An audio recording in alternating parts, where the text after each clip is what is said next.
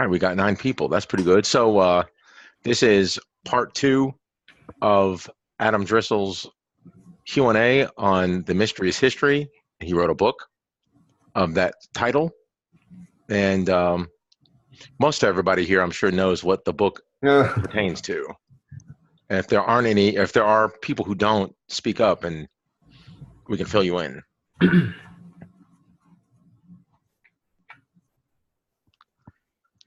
I guess not. So I'm just a lurker. I apologize, but I'm really interested. I'm just I'm going to okay. catch up and follow along. So excuse my ignorance. Okay. So all right. Adam Drissel's book is The Mystery's History, and it basically talks about how Revelation is been fulfilled. And he goes into, I read a preview copy of it. He goes into each chapter and analyzes how it was fulfilled. I think it has 22 chapters, and maybe there was more added. I don't know. No, there's 22 chapters and then some appendices that are not specifically related to the topic, but okay. So yeah, it's all you guys. I don't know how much question answer time you guys get, so just ask me whatever you want. Yeah, we usually go till about 10:30, so we got a pretty good amount of time. Yeah, I'm going to try to get off as much as I possibly can today by a certain time, because I have some family time tonight, but let's blast away as much as we can. Okay, so be civil in your question asking, do it orderly, and let's go.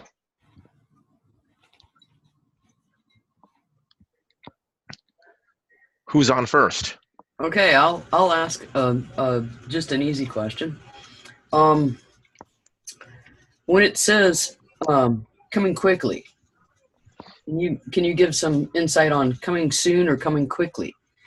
And I understand that it originally was the revelation of Joshua to John, and he says, I'm coming quickly. Can you give us a little insight on that? Yeah, well, I mean, the message of the apocalypse at the very beginning, of course, says it's actually the revelation of Messiah, which Elohim gave him. So that's what's important, is that it's actually something that was given to him by the Father to transmit to his followers. So coming quickly means, is simply put, is exactly what it says. I mean, I think it's mentioned twice in verse 3. No, twice in the first 3 verses. I'm looking at it now. Give me a second. Yeah, so it says the first one, the things in Revelation 1:1, the revelation of Yeshua Messiah, which Elohim gave him to show to his bondservants, the things which must soon take place. And then in verse 3 at the very end, it says, for the time is near. And I believe that the more accurate Greek rendition there would be, for the time is at hand, which basically means the distance from your elbow to your hand. So it's close to happening. It's soon. When the recipients of the letters in Asia would have read this, they would have interpreted it as something that was going to apply soon. So they would have been looking for something to happen soon. Otherwise, the merit to the specific churches to which the letters are written would have been of no value. Thank you. Do you have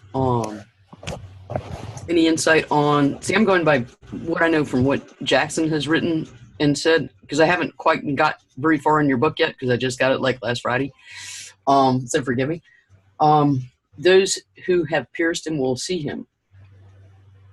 Right. So the simplest explanation for that, and this is just my personal method of biblical hermeneutics and or studies, however you want to use it, and each person is going to have their own, but I think that there's a standard that actually works pretty well.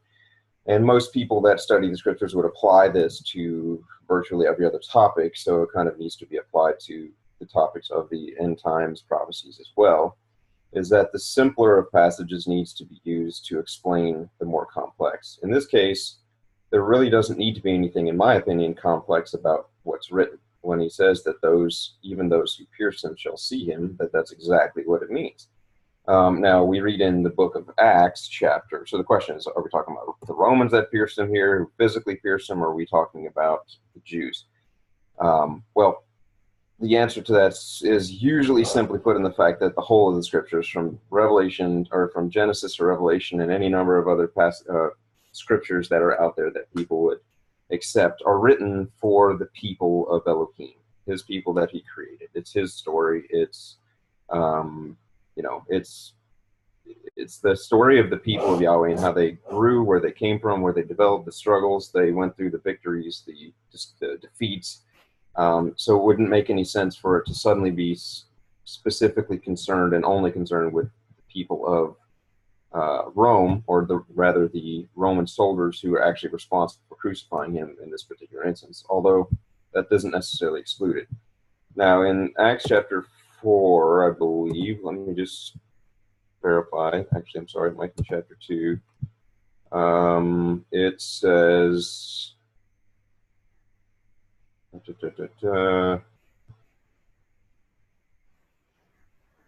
You by law, the hand of lawless men. Where is that one? It's in 4. Sorry. It says that he was put to death by the Jews by the hands of lawless men. In other words, the Jews were the ones upon which Peter was, when he was making a discussion or a proclamation to the people, was placing the blame for the death of the master upon them, not upon the Romans that actually nailed him to the tree. Does that make any sense? It does, but I personally believe that has been woven and redacted a whole lot for an anti-Semitic point of view. But that's just my opinion. But yes, it does. Thank you. The Book of Acts, or the Book of Acts? I think it's been interpolated. But it's possible. Yeah, I mean, I'm not going to say that it's impossible that stuff's worked its way in there. But regardless of the motives of the author, we can't separate some of the gems of truth from a historical perspective that would lie therein, and the motives that would occur that would cause somebody to do something for one reason or another. In this case, I agree that there's an anti-Semitic type of goal that could be pulled from that. However, there are several other areas of it that are not anti-Semitic, and there are other places within the Gospels as well that seem to point to the fact that the people that actually put the master to death, that were responsible for, were the ones who wanted to bring the sentence upon it to begin with, but were restrained from doing so because of their limited power in their political environment. I agree. Thank you.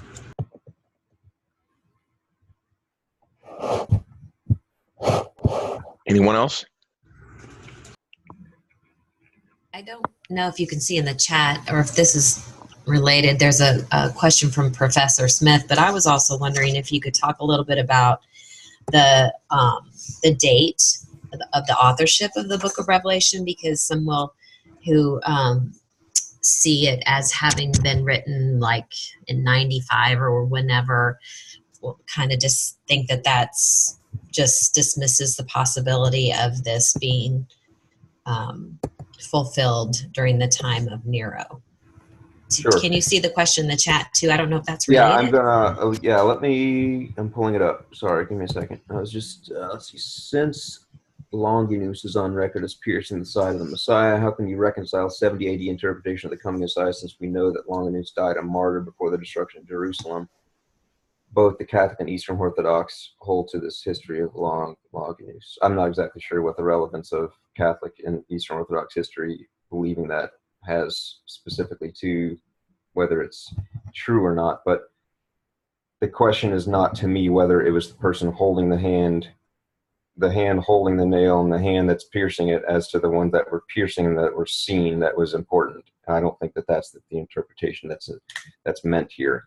Personally, again, each person's going to have their own choice, but I don't believe that the people that were focused, that the Book of Revelation is focused towards and pulling out or calling out, relates to the Roman soldier, which is, I assume, who Longinus is.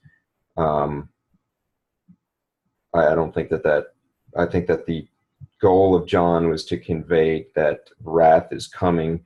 The Father's cup of wrath has been overflown with his people, the rebellious people at that time, and it was time to do judgment, not upon the single Roman soldier that pierced his side, but upon the people that had been idolatrizing and falsely proselytizing the faith for years at that point.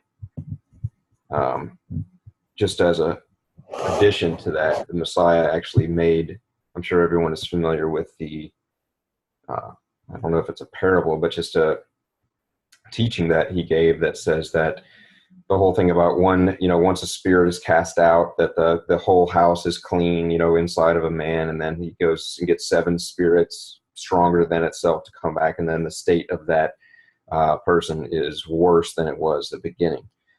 And then it says right after that, such it is with this wicked generation, right? So Yeshua's using that parable. Yeshua's using that parable to relate the condition of the nation that he's in, as opposed to what it's going to be immediately after he's gone. So when he comes, he cleans house, right?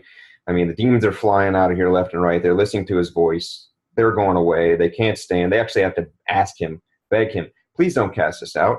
Can you please cast us out into pigs instead? So he's just cleaning house of Israel, or cleaning house of Israel, of the demons, the demonic forces that were there. And then when he's gone, everything goes literally to hell in a handbasket, for lack of a better term. And there's quotes that I have from Josephus in my book that actually specifically say that he recognized that the people that were in that time were almost, for lack of a better term, possessed by spirits and out of their mind for the things that they were doing. I mean, during the war itself, during the siege of Jerusalem itself, there was a civil war amongst 3 factions happening within the city while the stones are being hurled over the wall from the Roman soldiers. Now, the significance of that is that the degree of depravity that these men that were doing these things had fallen to got to such a degree that they would actually, because they were in such a state of famine in the city, having been walled in all around by Titus and the armies at that point, they were in such a state of famine that all the reserves were going away, and they burned the majority of them. I mean, even Josephus says that they had the amount of grain to be able to withhold for years in there, but the majority of the granaries were burned because the people were waging a civil war inside the walls. Now, some of the men that were the most atrocious of them all would actually go house to house seeking ways to, seeking any little grain of bread or whatever that they could find. And they would torture men and women and children to the point of shoving spikes up men's anuses and doing other various horrendous things just for a tiny little grain of meal. They just went out of their minds. It was completely running rampant with demonic forces within the city by the time that this had come. So that's a summation of where it is at that point. Now, I think, Marcial, was that addressing your question, or did I just totally skip to something else? Let's see. I was asking about the dating. Yeah, dating, yeah. But I mean, you can finish up with the piercing, because I think there was a follow-up question. If piercing refers to the spear, which I'm not sure what scripture where that's at, but right. I mean, chapter 1 somewhere. Yeah, of course, people could use the word. I mean, you could use the word piercing for that if you'd like to. I mean, I'm sure that if piercing is used in the Gospels for piercing his side, I totally get that. If you would expect to see a singular, if it's talking about an individual, and there was only one that pierced his side, you wouldn't expect to see, and that's exactly what Yeshua was passing along to John to transmit to his people. You wouldn't expect to see even the ones who pierced him, but even the one who pierced him. But that's not what we see. Now, like, I would consider, I mean, some people use different terms for whatever. I believe that the terminology in Psalm 22, which is a prophetic psalm of David speaking as though he's first person, being crucified himself. Looking at it right now. In that passage, it actually says in Psalm 22:16, "For dogs have surrounded me, a band of evildoers has encompassed me. They pierced my hands and my feet. I can count all my bones. They look, they stare at me," and so forth. And if you read that, there's several prophetic aspects of that psalm that were fulfilled in Yeshua's crucifixion, including him saying, "Eli, Eli," and the casting lots of his garments, and so on and so forth. So in my learned opinion, I would say that the piercing in that particular instance is referring not to the piercing of his side by a spear, but the piercing of his hands and his feet by nails that were attaching him to the cross. I'm going to pull up the information real quick, Marcial, on my book about the dating, because it's better for me to just go through it that way, if that's okay with everyone. There's a reason I write this stuff down, right? All right, where is it? Waiting.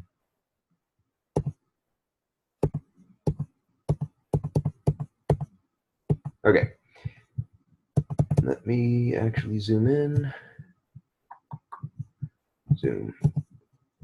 Okay, so let me just say this really quickly. Just so everyone knows, I'm spoiler alert. The conclusion of this particular section of my book, which is in the introduction, which is called "Evidence for Early Authorship." The conclusion of this is that there is not enough information for the late authorship view to be so concretely held to as it is. That basically there's lots of pieces of evidence, and I'll lay them out here in just a second, but there's lots of pieces of evidence that would point to an early dating of the authorship of the Book of Revelation. What this plethora of evidence does, at the very least, is bring question to the light of whether the 95 to 96 AD period is accurate. When a question is brought up regarding that, saying, hey, wow, there's actually a lot of evidence that shows that this could be dated early, that by nature requires that we reevaluate the Book of Revelation in light of the fact that it could have been, that many years earlier, right? I mean, it's just the nature of what comes along with it. So obviously the first, thing that Marcial mentioned was that common dating is between 95 and 96 AD during the reign of the Roman Emperor Domitian. Now, testimony for that lies very heavily, if not solely, on a statement made by Irenaeus, who is a quote-unquote church father in the 2nd century. Basically, in his work, which is not actually present today, it's only preserved in Greek in Eusebius's writings, which is his Against Heresies, states in, I'll give you the reference so you can look it up later, Book 5, Chapter 30, Section 3, says, "We will not, however, incur the risk of pronouncing positively as to the name of the Antichrist, for it were necessary that his name should be distinctly revealed in this present time. It would have been announced by him who beheld the apocalyptic vision. For that was seen not very long time since, but almost in our day, towards the end of the reign of Domitian." So there's a couple, that's basically the phrase, right? That's the big clincher that's used. And essentially other proofs that are offered for the dating of the Book of Revelation are relying specifically upon Irenaeus' testimony. And they either quote it or refer to it specifically without adding any additional information. There's question as to how different words within that Greek statement could actually be interpreted. Now, changing a single word in that statement can make it mean it's entirely something different. So I'll reread it and I'll change one of the words. It says, "We will not, however, incur the risk of pronouncing positively as to the name of the Antichrist." So just as a context here, the context of this entire part that Irenaeus is going through has nothing to do with the dating of the Book of Revelation. It's an important point to point out. This was not his goal to date the book. It was his goal to speak about, in this particular instance, the name of the Antichrist. And this is just something he's mentioning offhand. So then it says, for if it were necessary that his name should be distinctly revealed in this present time, it would have been announced by him who beheld the apocalyptic vision. In other words, if it was necessary for the name, the specific name of the Antichrist in Irenaeus' view was required to be disclosed explicitly, it would have been exposed by John, who was the one who beheld the vision. And then it says, after that it says, for he was seen not a very long time since, but almost in our day, towards the end of Domitian's reign. So by changing that word he to that, from the word for that was seen, implying that the apocalyptic vision was seen at the end of Domitian's reign, to or he was seen not a very long time since, meaning John towards the end of Domitian's reign, which was about the time that it's proposed that John died anyways, was toward the end of the 90s AD, would mean that John was the one that was seen then, not the apocalyptic vision itself.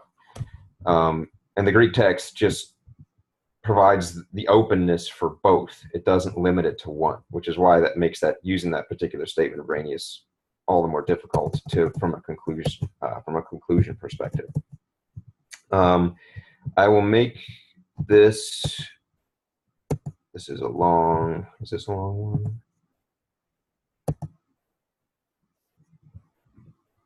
I don't want to read this whole thing if it's super long, but this might actually be a good summation of it. But I'm not going to read this because it's a really good argument that's summed up by F.W. Farrar, who in his work, and he goes through all of the different aspects, linguistically speaking, about this particular passage in Irenaeus that could bring up questions as to who it's speaking about, which reign in the person is speaking about.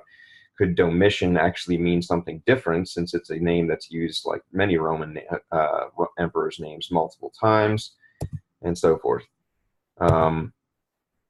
So in additional information regarding the dating during the reign of a different emperor, I will just say, first of all, to sum up Irenaeus' aspect of it, is that there's enough information within his own statement and within his the historical record surrounding it to bring question to its accuracy, not necessarily because Irenaeus was telling a lie, but because there's multiple ways that could be interpreted based on the Greek language, and because of the different concepts that I already mentioned. So Epiphanius is also a church father that lived in the late, I believe it was most of his life was in the 5th century. And he's quoted in his work, the Panarion, which is the heresies work there as well. It's book 2, section 4, part 51, 33, verses 8 through 9. And it reads as follows. Don't you see, you people, that he means the women who are deceived by a false conception of prophecy and will deceive many? I mean that he is speaking of Priscilla, Maximilla, and Quintilla, whose imposture the Holy Spirit did not overlook. He foretold it prophetically by the mouth of St. John, who prophesied before his falling asleep during the time of Claudius Caesar and earlier, when he was on the Isle of Patmos. So he was saying, Epiphanius in his statement, and this was in the 5th century, as late as the 5th century, is stating that John's vision before he fell asleep was on Patmos during the reign of Claudius Caesar, which was not, obviously, Domitian. Claudius was a common name, again, that was applied to both Tiberius and Nero, who were both surnamed with that. So if it applies to the rest of the information that we give, then it would seem that Claudius in this case would be applying to Nero, not Tiberius, since Tiberius was reigning earlier. Let's see, what other pieces of information? Give me a second. Okay, so this is a couple other scholars' pieces of information here. One of them is Milton Terry in a book that he wrote called Biblical Hermeneutics, that's speaking about Irenaeus' statement. It says, it seems to us that no impartial mind can fail to see that the external witness preponderates in favor of the later date. But when we scrutinize the character and extent of this evidence, it seems equally clear that no very great stress can be safely laid upon it. For it all turns upon the single testimony of Irenaeus, who wrote, according to the best authorities, about 100 years after the death of John. One clear and explicit testimony, when not opposed by other evidence, would be allowed by all fair critics to control the argument, but not so when many other considerations tend to weaken it.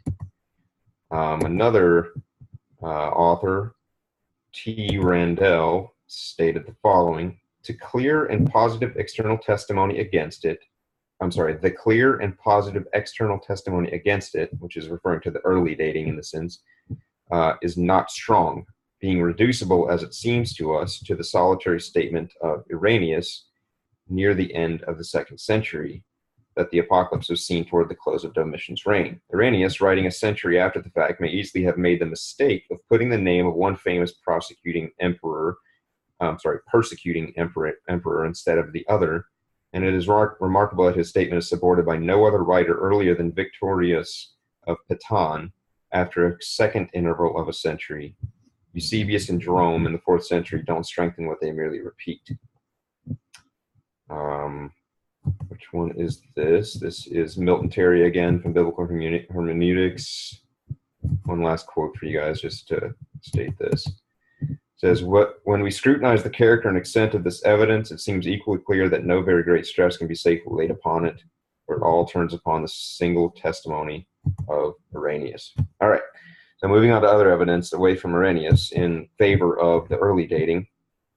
The Muratorian fragment, I'm not sure if any of you guys have done any studies on the canon of Scripture, but the Muratorian fragment is a very short list of books that people at the time that wrote it considered canonical.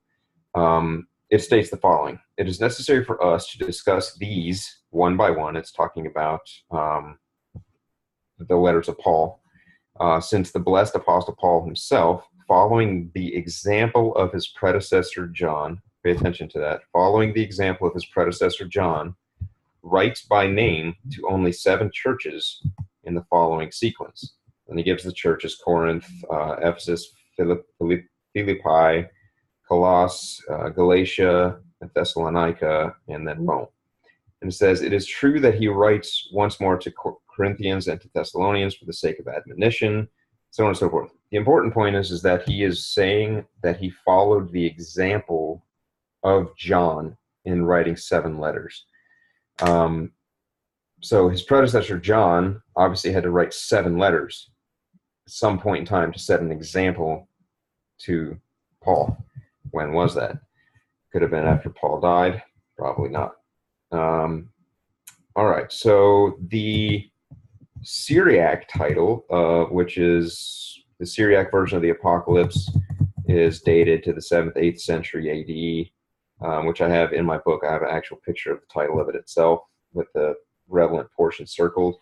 Is actually titled with the following: the revelation which was made to John the Evangelist by Elohim in the island of Patmos, into which he was banished by Nero the Kaiser. So it just straight up says as a title to that version that he was banished in the time of Nero, and that he saw this vision that happened in the time of Nero. Are you guys familiar with Alfred Edersheim? He's a Jew that became a believer in Christ and wrote several very voluminous works. One of them was called The Temple and Its Ministry and Services as They Were in the Time of Christ. The other one's a really big one too, and for the life of me, Life and Times of Jesus the Messiah is one of his. It's a huge, enormous, thick work. Very well-known guy, very great scholar. He wrote the following. Did somebody come on have a question? Could you give his name again so I can write this down and get it? Yeah, sorry. Alfred Edersheim. It's Alfred, and then Edersheim is Edersheim.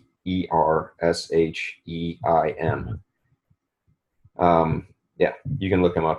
It's easy to find. His works are well known. In the one that's about the temple, he actually states the following regarding the temple ministry. It says, these, talking about the minutiae of the temple ministry that are found in the book of Revelation itself. These naturally suggest the twofold inference that the book of Revelation and the fourth gospel must have been written before the temple services had actually ceased, and probably by one who had not been merely, and by one who had not merely been intimately acquainted with, but probably at one time an actor in them.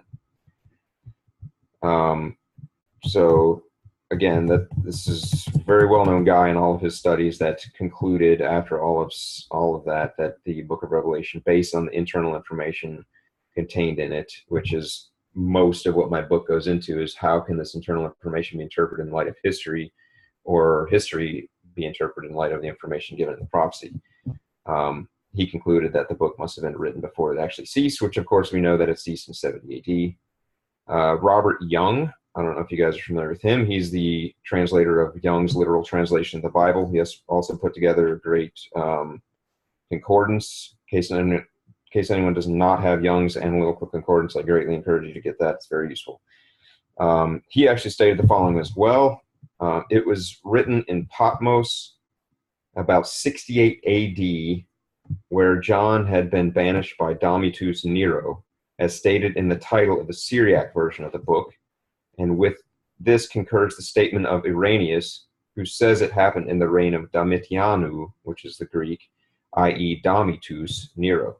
Sulpicius Severus Orosius, etc., stupidly mistaking Domitianu for Domitianicus, support Irenaeus to refer to Domitian, referring to the AD 95, and most succeeding writers have fallen into the same blunder. The internal testimony is wholly in favor of the earlier date.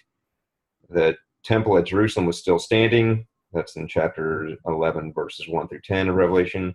The exact duration of the siege is foretold, 42 months, 3.5 years, 1,260 days.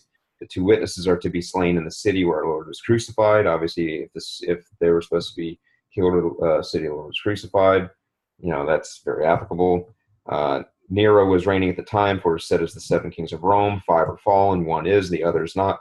The long story short of all this is that Robert Young actually saw the information that's contained in Irenaeus' statement as being more evidence for supporting the early dating, because of the way that the Greek actually reads, that it's referring specifically to Nero Domitian, not Domitian proper in AD 95.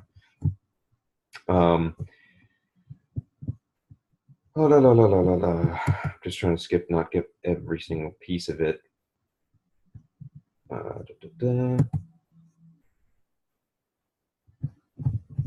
Sorry, give me a second. This thing's in my way. Okay. So there are, let's see, one final note. Okay, so some people would say that there's, I've heard people say that there was no persecution in Asia at this time during the time of Nero. That's not true. So in 1 Peter 1, verse 1, it says, Peter, an apostle of Yeshua Messiah, to the elect who are sojourners in the dispersion in Pontus, Galatia, Cappadocia, Asia. Stop there. Or skip to verse 6, where it says, wherein you greatly rejoice, though now for a little while, if need be, you have been put to grief in manifold trials. These people were absolutely being tried in Asia, as well as many other places, for their faith in Yeshua at this point. This is, just proven by history. It's not hard to believe that prior to the destruction of the temple and so forth, the faith of the Messiah and his followers was under severe persecution wherever it was found. Excuse me, and it continued like that for quite a while thereafter.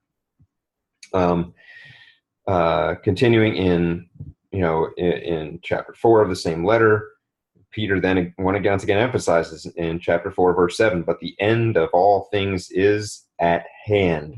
Be you therefore of sound mind, be sober unto prayer. Beloved, think it not strange concerning the fiery trial among you. You are partakers of Messiah's sufferings. You're reproached for the name of Messiah. These are all things that are mentioned and happening to the people that he's writing his letters to. And then at the end of the letter, he actually says, the same sufferings are accomplished in your brethren who are in the world. This is, again, the sufferings of those who followed Messiah in the first century in the first generation thereafter his death were not limited.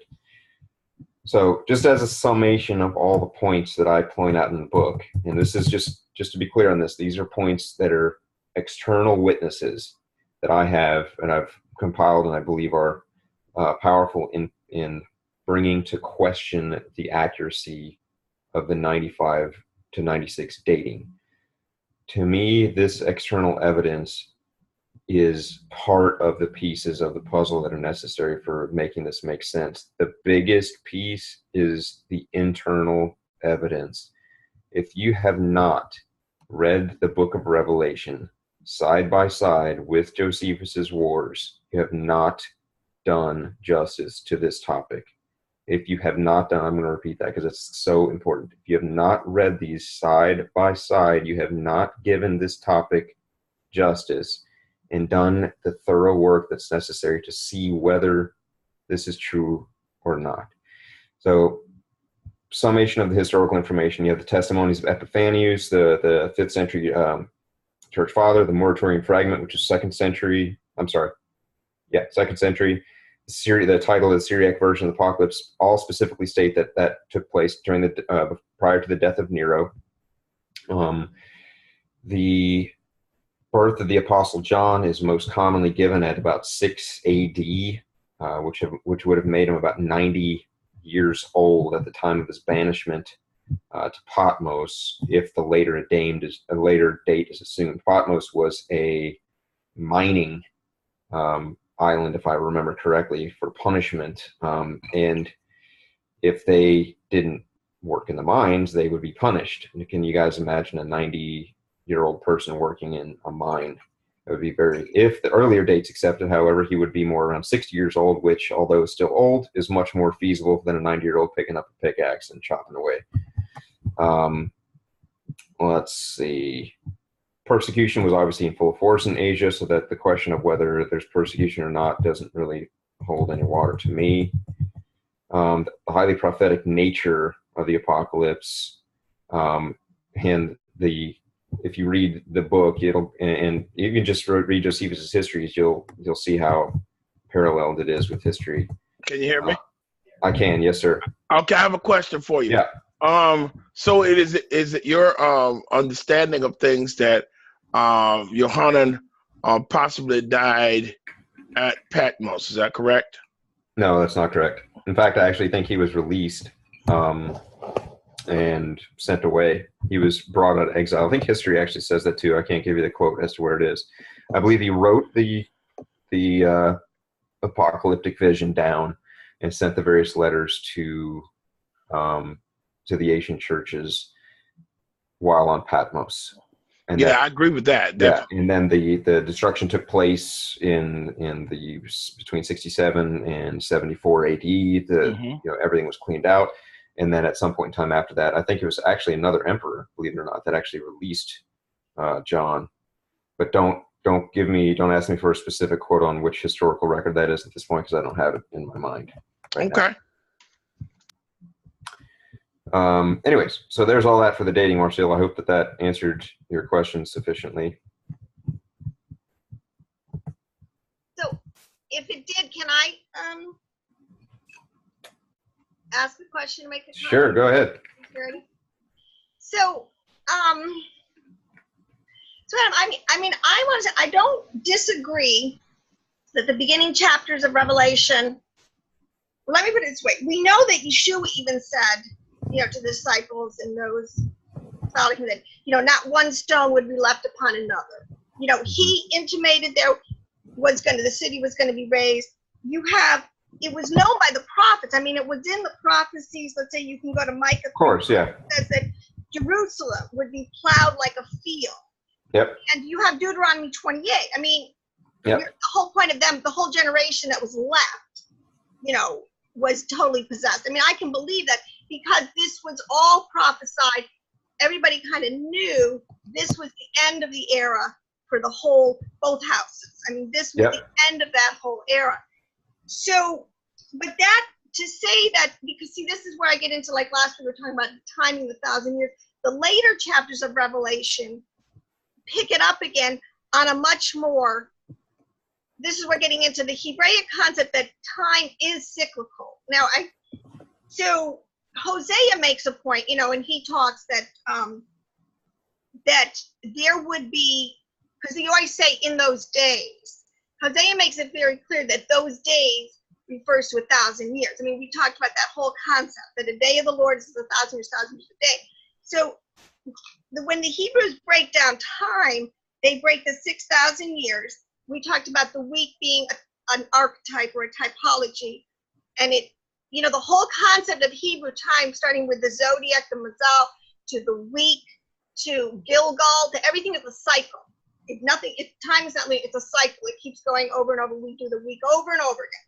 So they've always broken time down into like portions of 2,000 years. So the first 2,000 years was a time of chaos. You can get into the whole Nimrod, the whole pre-flood, Nimrod, Tower of Babel. The second 2,000 years they always call the time of Torah. It's when Israel, the Torah really did reign. They had a period of the law, and all the prophecies leading up to. But the rabbis have a very interesting, and I say the sages, that the second 2,000 years they call the 2 days was the days of the Messiah. And this is very much part of the whole ethos of Israel, or of Judah in exile, that they are just in a period, these 2 days. They're enduring these 2 days until Messiah comes again. But because of the cyclical nature, like we talked last year, I don't think you can blow off the concept of a day as 1,000 years.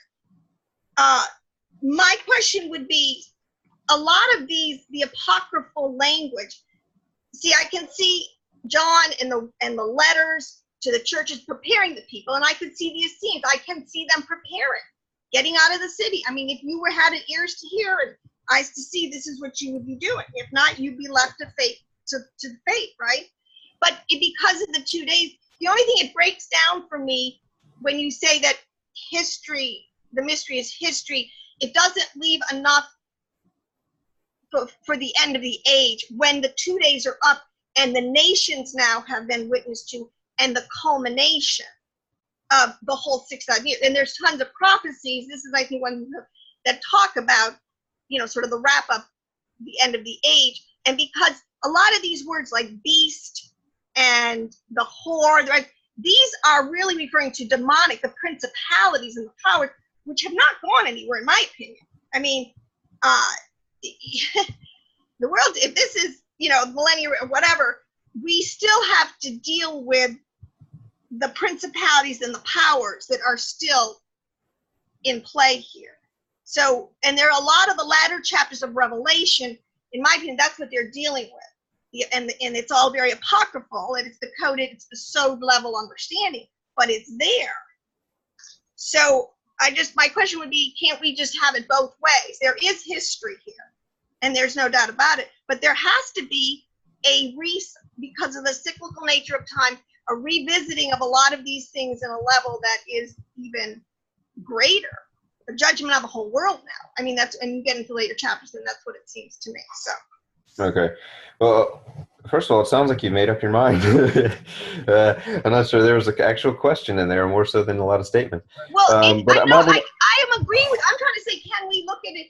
I agree. Yeah. So, no doubt about it. So I'll agree and I'll disagree in this manner. I'll say I'm in complete agreement with you that time and history tends to be cyclical. I've already, as of last week, I stated my understanding of the 1,000 years, and I don't take that as a literal reference in that instance. But that aside, I will say that even if we're to see history in the ways and the destructive forces and the wars and the rumors of wars and tribulations and pains and deaths and whatever that are continuing to happen throughout cycles of history, that doesn't change the applicability of the book of Revelation to the generation to which it was written. It could still be written and fulfilled completely in that time, and history still cycles. That doesn't have to have the book of Revelation has to apply to a time still yet in our future. And now people freak out about that because, oh, well, then what are we going to do? Like, what do we do without a future prophecy of whatever? Well, I would ask, like, what don't you do? I mean, nothing really changes. The way you live your life is still serving Messiah. You still keep the Torah. You're still a part of the covenant.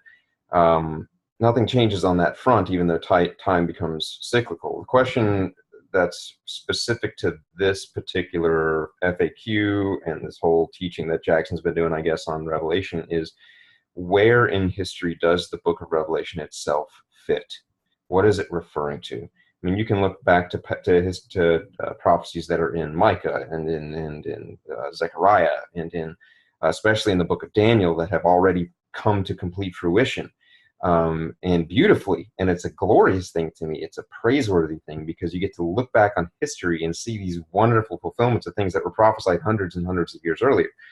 So I personally don't see a problem with that. The question is, what does the book of Revelation apply to? If time indeed is cyclical, which I don't deny, especially given the fall and rise of Israel, and I actually did a message at the Feast of Tabernacles several years ago that was called the Israel cycle that went over this whole thing. I don't see how the continuance of that same cyclical thing removes the applicability of the book of Revelation specifically to the first century. So I don't necessarily disagree with you either, but the question in this instance is specifically related to the generation to which the book of Revelation was written. What relevance does it have to them? And if only chapters 1, 2, and 3 had any relevance to them, it seems that it just seems inapplicable. It's the same thing with Yeshua being asked by his disciples, what will be the signs of your coming and the end of the age? Yeshua's answer could have been very simply, don't worry about it. It's going to be thousands of years away. It has nothing to do with you right now. You obey with me what I'm going to tell you to do. But that's not what you see. What you see is him answering the question of very specific things that they can each individually look for. And then immediately following that, in the rest of their lives and their writings, you see a specific urgency to each and every message they gave, as if to say, guys, the hammer's about to drop, and this is what we need to do. Don't marry, because don't worry about marriage right now. You don't want to have to worry about all these children flying around or whatever. Focus on preaching the gospel and getting it. I mean, can you imagine a preacher right now? I mean, I can't really imagine one still saying today, don't marry. I mean, there's people that take Paul to that extreme to say, don't marry. It's not good to marry or have children. I can't go there. I'm sorry. Population wouldn't continue to exist if everyone took that advice, obviously. So I see the applicability of, and just the context of what was happening in that generation. In fact, when Yeshua gets done going through all of the stuff that's going to happen, including the part where he says, then you shall see the Son of Man coming with the clouds of heaven, and he shall send his angels to the four winds and so forth. And right after that is where it actually says, all these things shall take place before this generation passes, or something very similar to that. That's a total misquote. But I'd have to pull it up. Give me a second. I'll find it here. I think it's 24 verse 35. Let's see. 24, 30. Give me a second.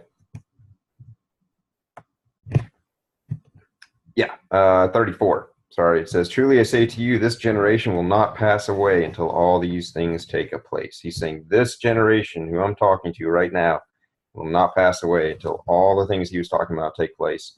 And that includes the Son of Man coming on the clouds, and the sun being darkened, and the moon not giving its light, and the great trumpet being sent out to gather his elect from the four winds, which I completely don't believe relates to the resurrection, by the way. Can I chime in for a second? Please. Hi. Never met you. I'm Sherry. Hi, Sherry. Kind of tagging on what Liz had to say, I look a lot at the patterns in Scripture, that, what happens in the Old Testament is going to repeat itself in the New Testament. And what I see is when the children of Israel came out of Egypt, it was a time of Passover, just like Yeshua had the Passover there. That the giving of the Torah on Mount Sinai was parallel to the giving of the Holy Spirit at Pentecost. And then the children of Israel weren't supposed to wander in the desert for 40 years. They were supposed to go into the land just after a couple of years. but they had this failure of faith, this crisis of faith, where they even though they had seen all of these miracles, that's the thing that really struck me, is they saw the sea split, they saw all the plagues and things happen that they were divinely protected from while in Egypt. So they saw all these things, but they still didn't have the faith to go into the land. In Masada, we have evidence of the Yahad all together, I think faithful believers in Christ and keepers of Torah. And they were gathered. There was about 1,000 people up on the hill. And I think it's Leviticus says that 100 of you will put 10,000 to flight. And there had to have been 100 men on that mount when the 10,000 Romans were ascending. But there were 10 men, just like there were the 10 spies with the bad report, who had this idea of, we're not going to see our women and children go into slavery, just like the spies were fearful of their families, their women and children being taken captive, killed, slaves, whatever, in the land of Canaan. And so they did this suicide pact. I think if they had stood firm at that moment, that Yeshua would have returned. I think the reason everybody was urgent at the time is because he would have returned if they could have held their faith. But just like it happened in the Old Testament, it happened again, and they were sentenced to, instead of wandering 40 years, 2,000 instead. So that would bring a very large question into play then, if that were indeed the case, is why the book of Revelation at all? Because the point of the book of Revelation in general is to supply the exact and specific signs that are to precede his coming, which, if it was specifically dependent upon the degree of faith that his believers had at the time of his coming, or at the time he was supposed to come, then the point of the signs pointing to a specific time of return wouldn't have any value, because you could look at them and, okay, well, the people have to have faith at the same time. So I think it's going to be repeated. I think all of those things are going to happen again. When the prophet Daniel was saying something about the guy putting up the abomination in the holy place, that actually happened before Yeshua, but then Yeshua, is pointing to it, as a future event. Well, there's as a point of clarity there's actually two different abominations of desolations mentioned in Daniel. They're not the same one. The one in chapter 11 and 30s verses refers to Antiochus Epiphanes and was most definitely fulfilled then. However, the one at the end of chapter 9 and the one in the end of chapter 12 are referring to a different abomination specifically. The former actually gives us an idea of what the latter was going to look like, however. The abomination of desolation offered in the days of Antiochus Epiphanes was swine being offered on the altar of Yahweh within the temple, and the very similar thing happened in right after the temple was sacked and the Temple Mount taken by Titus. He brought in his ensigns, the Roman flags, all into the Temple Mount. They all offered sacrifices and bowed down and declared him the imperator general. Go ahead, Allison. Sorry, also, they had piled up dead bodies of all the dead. Oh, yeah. It was blood. They said also, they looked like he was... May I ask you, what is your opinion of what time... Yeah, what Josephus says. What is your opinion about the timeline of when the book of Daniel was written? Do you think it was written... Me? Yeah.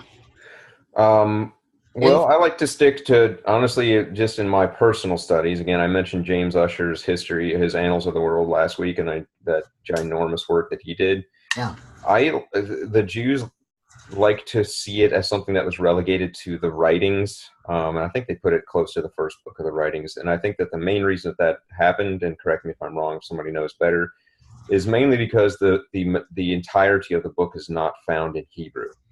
Because some of it's found in Aramaic or Chaldean, they're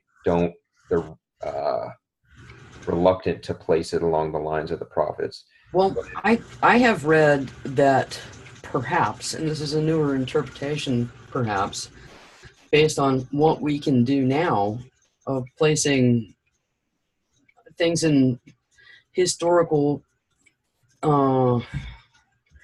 societal, theological basis where before we didn't even quite get that. Maybe if that makes any sense to you at all, maybe.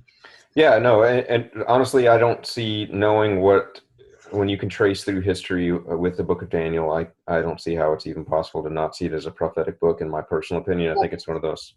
Part of it, the older part, the first part, perhaps, but there's also something that I've read recently, which may or may not be true. That says it might be from the Second Temple era and scribal complaints. Yeah, of course. Yeah, I've heard the same time. I heard it's composed in the 2nd century BC as well as a common view, and of course that's the more scholarly textual criticism side of it. However, there are certain prophecies within it that still, even if that were applicable, would seem to point to something that was future. The end of Daniel chapter 9 would still be something that was in the author's future, if the author even did something later. Now, there's absolutely no way I could possibly tell you, or is there any way that actually any textual critic or scholar could tell you with 100% assurance that the Book of Daniel wasn't messed with? Yes. All I can say is that the God of Daniel, which is the God of the Torah, the God of Abraham, Isaac, and Jacob, is shown to be a very prophetically fulfilling one by using the Book of Daniel as such. Yes. And I agree with that. It's just, I have read a little different spin on it lately and wondered if you had heard of that. Okay, thank you. Yep. You have done an awesome job. Thank you so much. Yep, thank you. Yeah, I agree a little bit about Daniel. Yeah. It is part of the Ketuvim, the writings, and the first 7 chapters are written in Aramaic, and then it reverts to the Hebrew from chapter 8 through 12, and and of course Daniel, he's in Babylon, so they're going to be speaking Aramaic there. Yep. And so there's just a little bit of information there. Yep, that's awesome. Thanks. Can I ask about your book, the actual end of it? I'm the kind of person who likes to skip to the last chapter. I'm terrible at that. So, okay. Okay. Now, I'm assuming that you're saying mystery is history. We're done. What can we look to in the future? What do you see happening? What books are still relevant for the average believer that doesn't have access to these things that you've researched? What's your personal opinion? What are we going to see? Well, I think every book's still relevant. In fact, I think it's probably more relevant because anything. What's that guy? I don't know. I always mess it up. But the person who forgets history is doomed to repeat it. Yeah, basically that's it. George Santayana. That's it. Yeah. Thanks. Yeah. So even if every single word in the entirety of the Bible, let's just say for the sake of ease, the Protestant Bible that we have now, were completely history. Mm-hmm. That doesn't remove any of its relevance to us or the significance and power of the teachings of both the Torah, the prophets, the writings, and the Messiah to us. Nor does it make the necessities for continued observance of the commands any less relevant to us as well. Now, having said that, to answer your other question, what do we have to look forward to? In my personal opinion, and again, that because this is a skipping to like the last chapter, you're going to have to try your hardest to not immediately shut your brain off by hearing what I say, because there's obviously a lot of information that goes into preparing for the last pieces of information in the thing. Of course. Yeah. So having said that, I will say that in my personal opinion, the resurrection of the dead was something that was necessary for people that were supposed to be a part of the resurrection of the dead. The scriptures speak, in my opinion, of only one resurrection, and that is the resurrection of the just and the unjust. This is what the book of Daniel speaks about in chapter 12.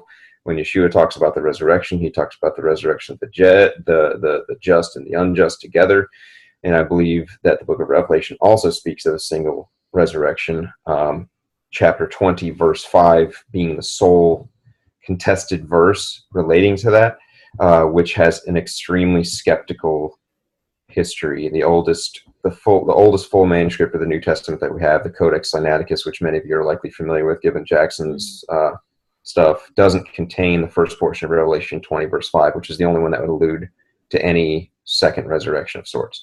Having said that, in Revelation chapter 14, verse 13, it says, "Blessed are the dead who die in the Master from henceforth, for they shall rest from their labors, and their rewards will follow after them." Now, that description of resting from their labors and rewards following after them is something that's used in the book of Hebrews to describe the great rest of the Sabbath. You know, what's foreshadowed is that the people that are to enter this kingdom are to rest from their earthly labors and so forth, right? Now, at the time that this prophecy is given in the book of Revelation, the sum of the people that have died to be a part of the resurrection, at least in my opinion, was complete. And then, so that was where the statement made sense. Okay, so you have Yeshua that makes a distinction, at least in my opinion, makes a distinction when he's speaking to Martha, or Mary, when she says, "I am the resurrection and I am the life." And then it says, those who believe on me, though he die, shall live. And then it says, those who live and believe on me shall never die. So there's like a distinction. It seems to me that one group of people is to be a part of the resurrection, and another group is to be part of this life. And so after the entrance of the saints, the resurrected saints, into the kingdom, it had now been established. Right? So a new order has been in place. The heavens and the earth have been destroyed, which, again, prophetically speaking and apocalyptically speaking, the terms heaven and earth are used to reference heavenly, earthly governmental systems. You can look in the book of Isaiah for references to this. And the new heavens and the new earth has been established over all, which is the heavenly kingdom ruling over, the new creation, which again is more detailed in the book. So where do we go now? I would think that now our goal is still the same. We still want to bring people to the Messiah. We still want to teach them that when they come to the faith in the Messiah, the way of life that they're supposed to live is according to the Torah. Continue to teach them the truth, continue to do that. Evil doesn't, if Satan is bound, evil doesn't cease. In fact, the book of James, chapter 1, would actually tell us specifically that evil, since sin arises from the temptations of man in his own heart, arising and building up into lust, which causes then sin, which causes fall and all this other stuff. This whole business of the devil made me do it is not the sole cause of sin. That doesn't fly from a scriptural perspective. So the binding of Satan has two contingencies with it. One, it never mentions the binding of the demons, right? You still have a demonic host that's floating around the earth that has the ability to wreak havoc. Right.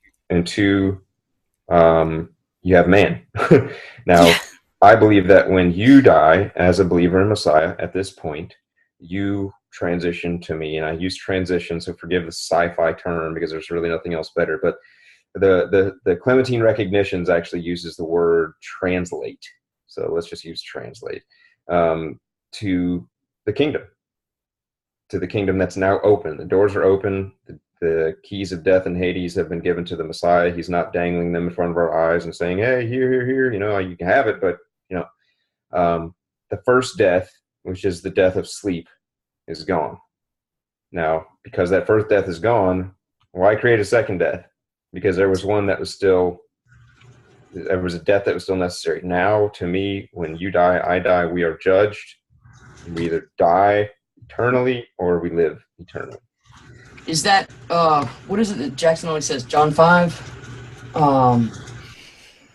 Talks about soul sleep, but that's opposing that. I would When agree. You don't if have you, soul sleep. you don't die, you get translated and put to work. Right. I believe the kingdom is an active one, and that we will be working in it, and that there are people working in it now. Yes. And so I think that our goal is still to enter the kingdom and to work, but we're not to be focused on some time and just looking at every bad thing that happens in the world. Oh, Kim Jong-un is testing another missile in North Korea, so this means nuclear war, and then soon enough Yeshua's going to return. Yay! Adam. Yeah. let's take this one step further, because that's actually that's not far from what we were taught when we were in Christianity. That's right. We were taught the very same thing, and I believe that. I believe that the people, the saints of the living Elohim that have gone on, they have passed from death to life. Now, let's look at it from a reverse standpoint. Now, what happens to the bad people in this scenario? Right. Well, that's a matter of what your interpretation is of the lake of fire. I personally think, from an apocalyptic terminology perspective, that lake of fire is the absence of existence. You are now. I think there's a contrast. Let's put it this way. I think that Satan himself and the demonic host will be tormented day and night for eternity. Now, I believe that's what the scriptures say. They will be tormented day and night, day and night, day and night. Now, as far as normal humans, I'm not their judge, so I don't want to be the one to condemn them to a particular fate over another. But I would like to think that even to the very end, the mercy of the Father extends to provide them an eternal non-existence, if that makes any sense, a total wiping out of existence. I think, and if you look at Matthew chapter 25, it's very specific, and it says essentially, that fire is not prepared for human consumption. Now, let's say you go into the lake of fire. Yeah, you are not going to hold up under that type of situation. Right. So, I believe that yes, you'll go into the fire, and that fire will consume you, but you will go into non-existence. I mean, think about it. Do you know what it's? Can you imagine erase the chalkboard, and it's if you were never born? Can you imagine being in a world without any kind of goodness or hope or forward thinking in any way, that it was all just? Well, let me give you guys a personal testimony myself, because it's a good time to do that. Okay. As it relates specifically to this, and then we can wrap it up however you want to, Governor. So I was a premillennialist like that before this. I was similar to Liz in the sense that I didn't have any problem with certain aspects of the book of Revelation being fulfilled, but just couldn't see with my eyes how something could be fulfilled to this degree. But then again, I didn't do what I said. I didn't give it the due diligence. I didn't read Revelation right alongside the history that relates to it. And I'm talking about, you got to pull in Tacitus, you got to pull in Livy, other people. Anyways, pulled that all in. I see the different view. What I see now is a living, working, breathing kingdom of Elohim.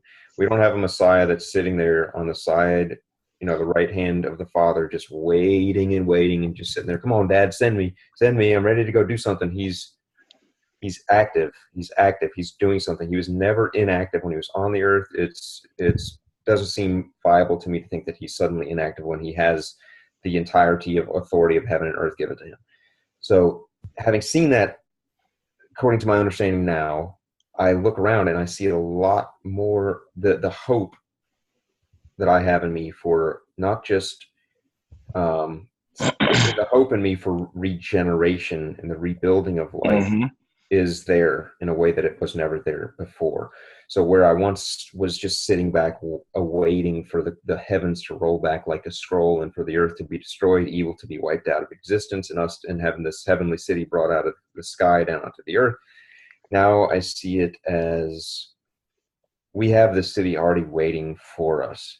So let's go out with the power that we have been given in the Spirit, that this King feeds us. Oh, man. Sends us out on these missions. We go out and we do this mission, and we can actually make this world more holy for Him. Not have to watch decay and destroy, but actually make it. And I've seen it happen. I've seen my prayers be answered in ways. That's what He says. Yep. He says, "Occupy."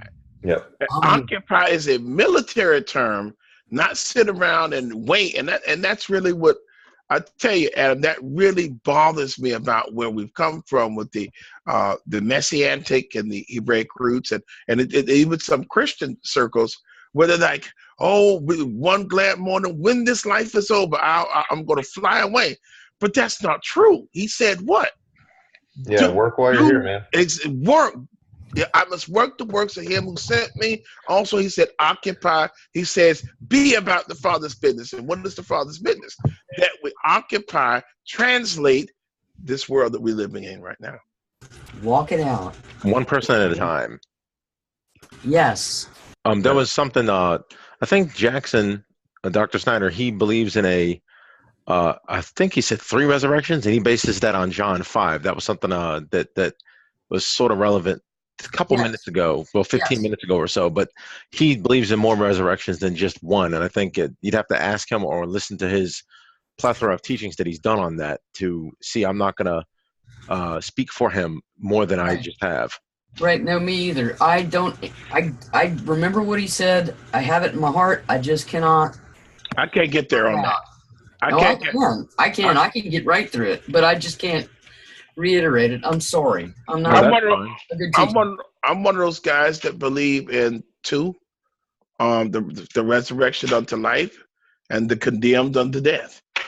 I think, I'm not sure where you are with that, Adam, but I believe that, those that, people that we know or that Yahweh has already marked for his, when that time comes, they're already in the kingdom. So now there are people that are going to rise, the Hitlers of the world, the Stalins of the world, the Pol Pots. You know where they're going. They're in the congregation of death. What if they're in the congregation of judgment? That's the same thing. Not necessarily. What if they can be re-educated during the millennium? Well, okay, stop. This is a good question that we should probably save for next week. Let's talk about that I'm only saying that because you got to run. Yeah, it's getting late. Get into it because in my opinion, the truth about what the New Jerusalem is and what the 1,000 years is helps to understand whether what you're saying, Allison, is actually an option. Cool, because I'd love to know. Thank you. I've heard a lot of people say, well, they're going to be re-educated in the millennium, they're going to be re-educated in something. And I honestly used to believe that myself, but I see something a little different at this point. Okay, cool. I'd love to hear that. Yep, Come on back next week. Thank you so much. I think we might be on the same in the same neighborhood on that as well, Adam. I'm not sure where you are with it. We'll talk about it next week. Yeah, but I think it might be something similar. And we'll say, like I said, we'll see again next week. So next week is next Wednesday will be the 4th of July. So if that means anything to anybody, I'm cool with it. Come on. Okay, all right then. We'll be there. Somebody will. If it ends up being something come up, I'll make sure to let everyone know, and we can reschedule it or whatever. Okay, that works. That works. Thank you so much. So let's You're awesome. Let's close in a brief prayer, and then I will shut the meeting down and get the recording off to the right places and such. Abba Yahweh, we thank you for this time together of an exchange of ideas, a telling of an account. Some agreement, some disagreement, but it was all done with civility. As far as I know, anoint this time. May it blossom in our hearts, our heads, our spirits, that all that is good, we retain. And as we go forward, guard, guide, and protect us all as we go to our individual ways, our individual lives, but we are all in you. In Yahshua's mighty name, I pray. Amen ve'amen. Amen. Amen. See y'all. Shabbat. Thank you. Oh, Thank Shabbat you so shalom. much. My goodness. Shalom aleichem, everybody. I expect to see everyone again next week, especially Arya, because I like hearing your accent. So that's it. Thank you. Bye. Shalom.